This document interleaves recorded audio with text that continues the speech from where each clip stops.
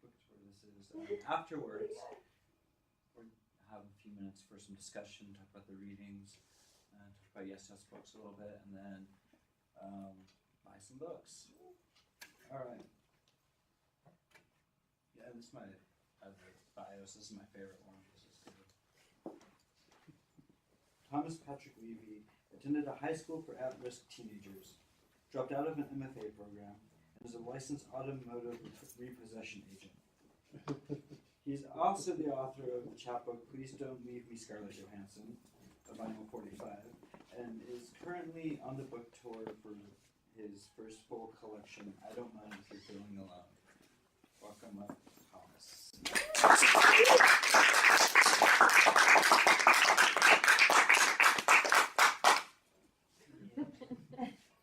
Yeah, this is cool. Thanks, guys. This is much better than last night because they set up this bar table with some books on top of it and this little microphone. And I'm like reading like this, you know.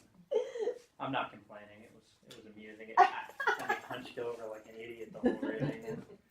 So I'm actually not even going to use this thing, but it's nice to have it here. So anyway, yeah. Wow, I want something in front of me. You're naked.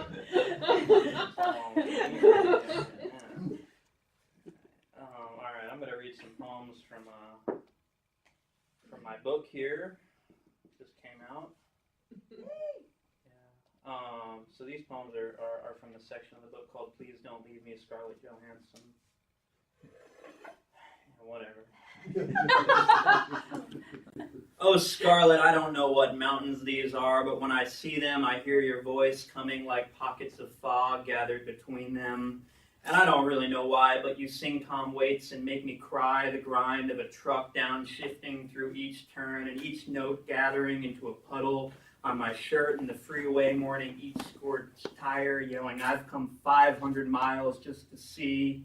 And my own tires still wishing across the pavement while your body moves just like a song that moves just like the shadow of your body aching. And Scarlett, never mind the rundown motels. I'll drive all night and you can hang your pretty toes out the window while the shadows swallow around us. And the only light for miles is the candle my car holds out before us. And God, you know how I love to hear you sing. Even when you're singing, they broke all the windows. So please sing yourself to sleep and let that cold wind come around you like a hush kept so frail. And when you get too cold, we'll park in the shadow of a tree and you can rest your body against my car's warm hood. And Scarlett, once I watched a man make your body in reverse, and the dress he made you wear, I swear, was made of thin orange threads of my sweat. And I swear to God I couldn't keep open my eyes, but each second touched me like the wet of your tongue, which makes shapes that can't exist around my ear. And I swear to God, sometimes I sleep and dream you don't exist, and when I wake up in your bed, there was a veil draped down around us like a wedding arc. Come through the ceiling. On the stereo, I hear your voice, and on the stereo, I see the way you crawl around, and I see your knees bare as fields near the freeways, and I see your knees crushed carrot raw on wet hairs of carpet, and still each second is so dark, I have to light a candle when we kiss. And Scarlett, when all this is finished, the black marks your footprints made are still pressed across my chest, and my body feels used, like it is built from a pile of empty soda bottles. And when you kiss me with your lips, I think how they are dry like rocks against my own. And I remember how the desert is one enormous heart which never bleeds. And with my own heart, I want to pull you close to me, even though you always say forget all the roses. And I still want to pull you close to me, even though you and I both know you will cut me into equal mounds of dough and leave me to rise. And Scarlett, I don't know what wound made your heart this shallow hole, but the yard is so full of them that when I come home late, I trip my way to the door. And you and I both know that the animals now stay away since they have heard you scream, take them back to your red house. And even when I want to stay in to practice making noise, I have to take your wounded little hand outside into the hot evening and cover it with dirt and say that sad little prayer that ends in the jail of your arms. So, kind of ran out of breath. Yeah, we made this awesome little book. You know, it's so little. I said this last night, but people kind of giggled at it, so I'm going to say it again because it worked. And we made the font really tiny. So I'm up here trying to read it like an idiot. You know, I wrote all these and I can't remember what I wrote. Another weird thing happens when I'm reading these, I'm still editing them. So I get tripped up because I'm like, no, that don't make sense. And I change it while I'm reading it. And I realize it did make sense. That's why I wrote it that way. And what I just said doesn't make sense. I stopped doing that.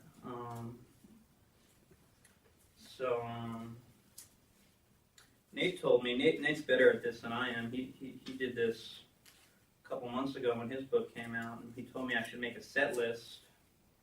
That sounds pretty awesome. So I did that last night, but I didn't do that today. I don't know what to read. So this is the first section in my book. It's called Sometimes.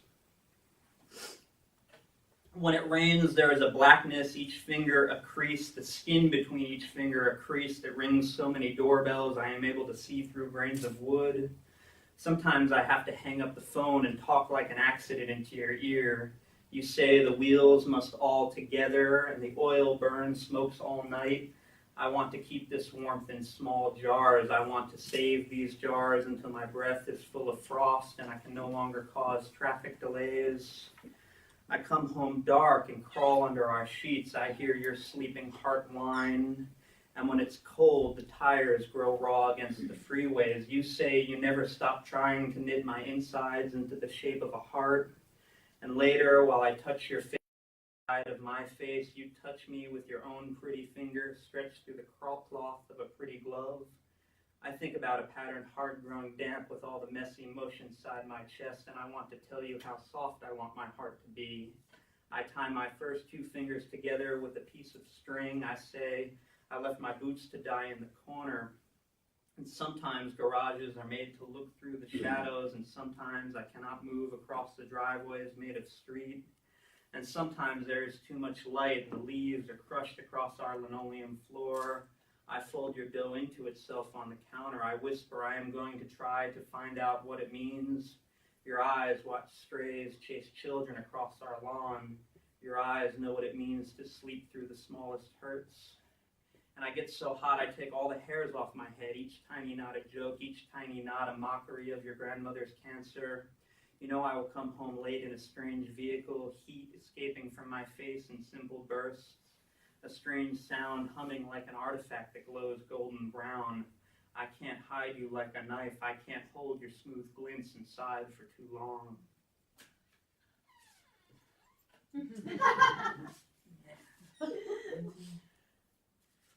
Saying before the reading of my brother over there, he's here. I think I was saying it to him, he was back there, that I just kind of, run my poetry through a machine, and it's like Smarter Child. It doesn't make any sense.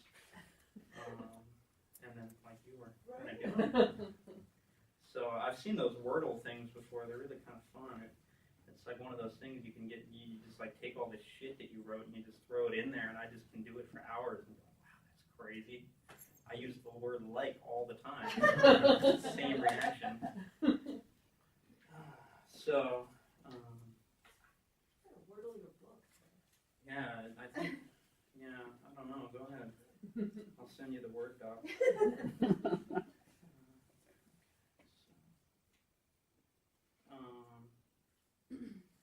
Okay. These poems are from the section called Iowa. When I wrote them, I'm not from the Midwest, but I went there one time. Tiny. To Iowa. Yeah, and then I wrote all these poems, and then I went there again. Been there a couple times now, but when I wrote these, I had only been there once, so it comes from a place of ignorance. I don't want to break you in half, but you are an ear of corn. In the yard, after I've pulled through the sheets of your skin, the neighbors will see us and wonder if the fire is so pleasant. There is water on the stove. You've felt sweat and heat and summertime. I watched you displace water so sexily I involuntarily touched your wet shoulder. I was hungry, I couldn't stop. Your slender chin, the bulge of your belly. When you are naked, I might slide over your small bumps with my tongue. I'll save your salty pains, I'll cherish them. These are the things I cannot handle. These are the things I can only do in the darkness. And in your garage, I swear there is a red truck that does not exist. I whisper with my flashlight while you say I can smell your broken tires burning. Sometimes your eyes... Sometimes your eyes walk away like this, leaking small puddles on the carpet. In the night, I want to hold the shape of your toes and taste crumbled corn husk on your lips. You know I've been slamming doors again, shadow-like, moving through the house, trying to scare each inky ghost into bed. Even with the miles of silence around the house, all I dream is stars. I remember everything you've ever said. Once it was, I will never leave this chair. Once it was, I am a dampened shirt. Sometimes I put your words into a book and breathe. Sometimes I wrinkle them into my hiding corner. And it's 100 degrees outside. The corn isn't sweet. The water boils over. I clean the stove again and say my pores run like broken legs.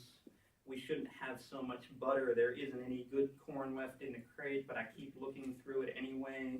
My fingers dirty against your face and the corn's wetness on my fingers. I want to wash myself in a clean field, but I am scared the tunnels will worm around me like rope. Dinner is ruined, and I say you only hum when you're mad. There are ants outside, and they are waiting for the crushed kernels to fall. There are days when all I want to do is break the bathroom wall into a puzzle. There are days when all I do is construct imaginary walls I can scream through. You see, sometimes I am a builder. And when my heart is the wind, the sweet kernel corn is born into me like a splintered 2x4. You can't tell how I bleed each sack of skin into a paper flower. You can't see my heart, which frays like sunburnt cloth. When I put my arms into the clouds, my fingers are crushing leaves. My fingers come through you to whisper you are the end of sadness. Your soft ribs rub like aloe against the hard sheets. Each bit of corn so significant, I can tell you that I will never turn into a glass of water, but instead I say, in a hurry, one day my heart will disappear. And I buy you dinner because I imagine lingerie beneath your clothes. While we eat, I think about the way sometimes your hair curves like leaves around your lips, about your bare legs moving against the cold sheets. I imagine a surplus. I imagine feeding the starved. I want to wear you like a coat I carry into another field of corn. You say we use so much corn because we can't use all the corn we have. You say we are sinking, we are a beat-down shed. I try not to spill ice water on your thighs and imagine hunger does not exist while I pick the shell of a prawn from my teeth. And in your dreams, you are not afraid of corn. You turn around and the field opens, a parking lot, a baseball diamond. Your uncle carries a large rock on a string over his shoulder. There is a fire inside a cave full of men, and in the distance, a blue mobile home moves down the thin road. You are alone, and the noise of bugs is stuck like cotton in your ears. When you wake, you are still in your dream, and I am not sleeping next to you. Shelves of canned corn cover the walls of your room. A line of ants moves up the bedpost. You are very alone, and a mutilated dog is scratching at the screen door.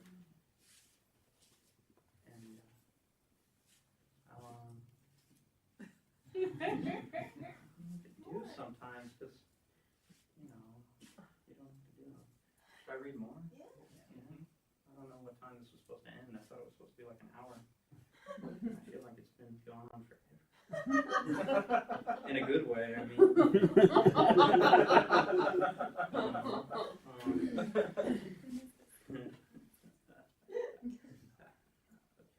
I also keep feeling like my fly's down. I want to touch it, and, then I'm like, everybody's looking at me, and they're going to see me touching it. Put the music stand in front of it. Well, oh yeah, I can do this. Oh, there looks like green down there. Alright, I'll read one more. This is really cool. Thanks for having me here. I know you're not supposed to talk about this kind of stuff, but I used to go to Alcoholics Anonymous meetings, and I feel like I'm at one right now. I'm like a weird, I don't know. There's like coffee pots all over the place. We'll get some lollipops too. Yeah. Anyway, so I feel at home is what I mean. Bunch of freaks. So this piece is called, I don't mean that, you guys are cool. Yes, you I'm just do a poetry reading on Thursday night. Get a life. It's called, sorry. It's called Hold Me Harmless. Harmless, your car is made of beautiful pieces of fiberglass. I put my face down on the window. I thirst. I touch your car. I touch the wheels of your car with my finger and imagine how warm your trunk must be. There is rubber and there is steel, and at night I will come through your garage and not even hide. I hope you have left your doors unlocked. I hope you will trust me. The license plate like an invitation. The windows so clean they wet my throat. And hold me when the license plates are changing. I never know what I am looking for. This is a picture on copy paper. This is a piece of copy paper with a picture of a license plate on it. The numbers keep changing. I see a row of silver cars, 199, 199, 192. I will drive this block for hours. I will put my leg outside. I will fall into the cement like a ring, and you will leave me there alone. Walking the garages like a thief. Walking the garages like a trash can in the corner of the garages. I will keep moving, the piece of paper blowing out the window onto the curb, the copy paper blowing on the curb like a bag of shit you left near the fence, a bag of shit and the number is changing. And hold me when nothing is safe. My sweatshirt is a bulletproof vest. I carry 2 knives. Nothing is secure. My sweatshirt is made of wheat cloth. I climb under the fence. I murder boredom with these 2 long knives. I fold them into my pocket like a wonderful roll of money. I keep this safe. I move very quickly. I am a dream. I am invisible until you catch me counting parking spaces. You question me and quickly shut the fuck up. There are no dreams which can explain my behavior. I am a body of dimes. I roll across the parking lot. I am a body of secret felonies. And when I go away, I take your keys with me and I leave your things, your bag of suits, your special change. I have so many numbers in my head, I can't remember colors. I think synesthesia. I can't explain this to you. When you come after me, you are like a fistful of thumbtacks, each one a different color. I am worried you might cry, your tears like shredded tires, your tears coming out like coins beneath the lens of your glasses.